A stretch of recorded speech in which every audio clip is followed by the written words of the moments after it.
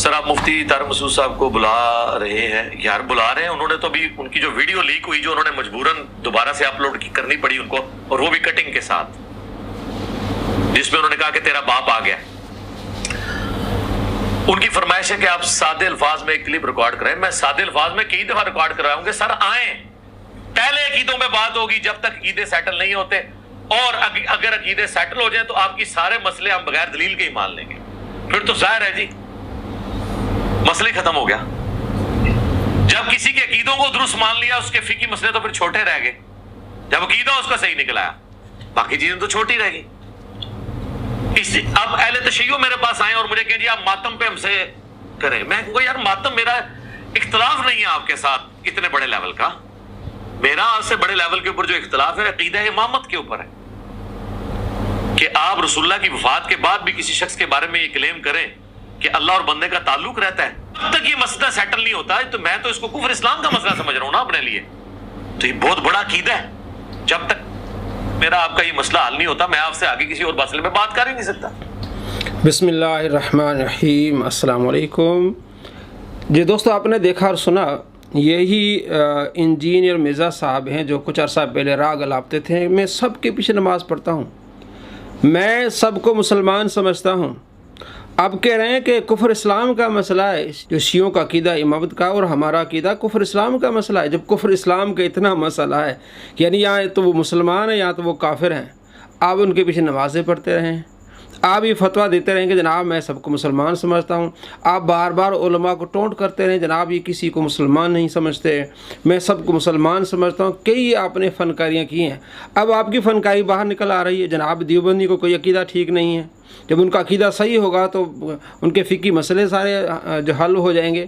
تو معلوم ہوا کہ کسی کو مسلمان نہیں سمجھتا. یہ صرف اس کی فنکاری تھی، اس کی ڈرامے بازی تھی. اور اہل سنت بریلویوں کے بارے میں کس طرح کا یہ جھوٹ بولتا ہے، الامان والحفیظ. باقی مسئلے تو بعد میں اچھا بہت چھوٹے ہیں. باقی اسی طریقے سے بریلوی آتے ہیں تو ہم اس کے ساتھ بنیادی عقیدے کے اوپر بات کریں گے، چشتی رسول اللہ پہ. یعنی کہ بنیادی عقیدہ بریلویوں کو کا جو ہے وہ بنیادی عقیدہ کیا ہے؟ چشتی رسول اللہ. نعوذ باللہ من ذالک. کون سی کتاب ہے اہل سنت بریلوی کی جس میں یہ عقیدہ موجود ہے؟ سراسر جھوٹ. اس لیے میں کہتا ہوں اس صدی کا سب سے بڑا جھوٹا ہے. اور آگے جناب یہ کہے گا مفتی منیب الرحمان صاحب آ جائیں مناظرے کے لیے. اگر مفتی منیب الرحمان صاحب آپ کے پاس آ جاتے ہیں تو آپ کے پاس رہتا کیا ہے؟ کیونکہ آپ کسی ثابت نہیں ثابت نہیں کر سکتے. آپ تو سراسر جھوٹے نکلیں گے لیکن ڈرامے بازی ختم نہیں ہوتی اس کی. تھانوی رسول اللہ پہ اچھا یہ مسئلے نہیں حل ہوتے، باقی خام خام بحثوں کو الجھانا. اچھا بعض لوگ میدان میں اور بھی اترائیں کہ ساڑھی بھی کو ٹکٹ لا دو. دیکھیں واہ جی واہ. سر ٹکٹ اس کی لگے گی جس کی ویئرشپ زیادہ ہوگی، جس کی عوام میں سے ہوگی. باقی فرقوں کا بھی بڑا آنا چاہیے. مفتی منیب صاحب آئیں، میں تیار ہوں. آپ کو چاہیے کہ آپ ایک کلپ ریکارڈ کروائیں، جس طرح آپ نے کہا ہے نا کہ جناب مفتی طارق مسعود تشریف لائیں. مرزا صاحب اگر آپ سچے ہیں تو آپ کو بھی چاہیے کہ آپ ایک کلپ بنائیں کہ مفتی منیب الرحمان صاحب تشریف لائیں، کہ آپ کا جو عقیدہ ہے چشتی رسول اللہ اس پر بات کرنے کے لیے مفتی منیب الرحمان صاحب تشریف لائیں. اگر مفتی صاحب سچے ہیں تو میں ہر چیز چھوڑ دوں گا. یعنی مفتی صاحب کو آپ یہ چیلنج دیں کہ جناب آپ کا یہ عقیدہ ہے، اگر مفتی صاحب یہ ثابت کر دیں کہ ہمارا عقیدہ نہیں ہے، آپ کے بقول بریلوی جو ہے 1896 کے بعد پیدا ہوئے ہیں، اس سے پہلے کوئی بریلوی نہیں تھا دنیا میں، اور اس سے پہلے جو مسلمان تھے آپ کہتے ہیں کہ وہ ہم جیسے تھے. تو یہ جو عقیدہ چشتی رسول اللہ کا یا جس کتاب میں موجود ہے وہ 600 سال پہلے کا واقعہ ہے.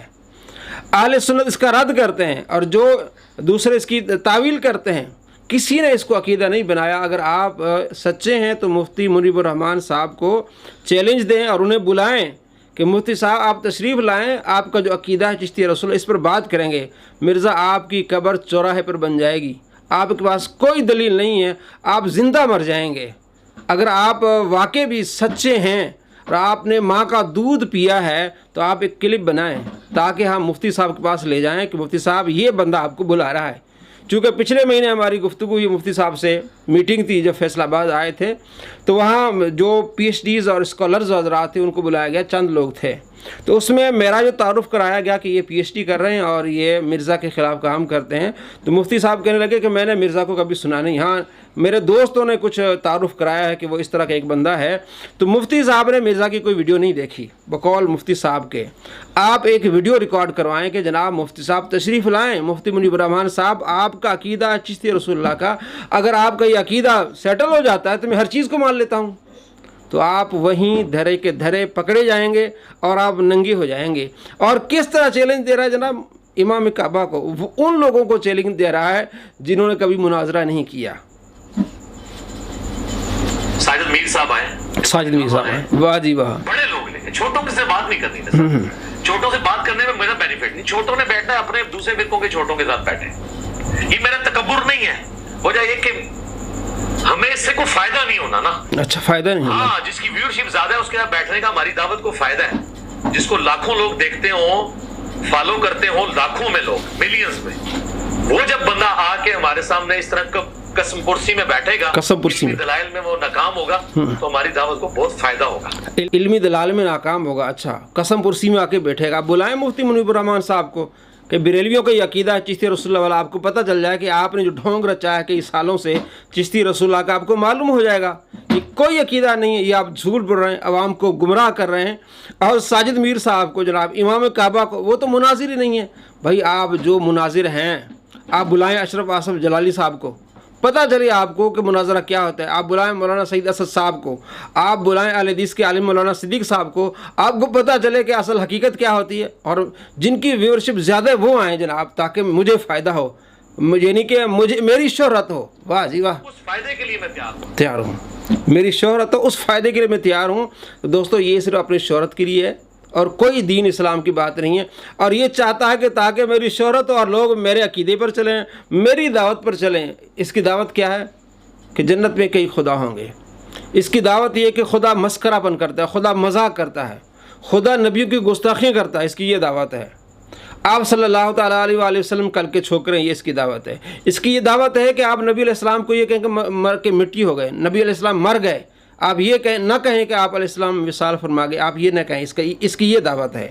اور آپ صلی اللہ تعالیٰ علیہ وآلہ وسلم کے بارے میں اس طرح کی گندی زبان استعمال کرتا ہے، اور اپنے ماننے والوں کو کہتا ہے کہ جائیں لوگوں سے پوچھیں کہ نبی صلی اللہ تعالیٰ علیہ وآلہ وسلم کو گالیاں دیں، ہم نے اس پر ویڈیوز بنائی ہیں، اس کے ماننے والے لوگوں کو جا کے کہتے ہیں جناب آپ علیہ السلام کو گالیاں دو، نعوذ باللہ من ذالک، یہ اس کی دعوت ہے۔ اور آپ صلی اللہ تعالیٰ علیہ وآلہ وسلم کی احادیث پر جھوٹ، پچھلے دن ہم نے ویڈیو بنائی ہے، ایک حدیث پر 13 جھوٹ، دنیا میں ایسا بندہ آپ کو نہیں ملے گا جو اتنا بڑا جھوٹا ہو کہ ایک حدیث پر 13 جھوٹ بولے۔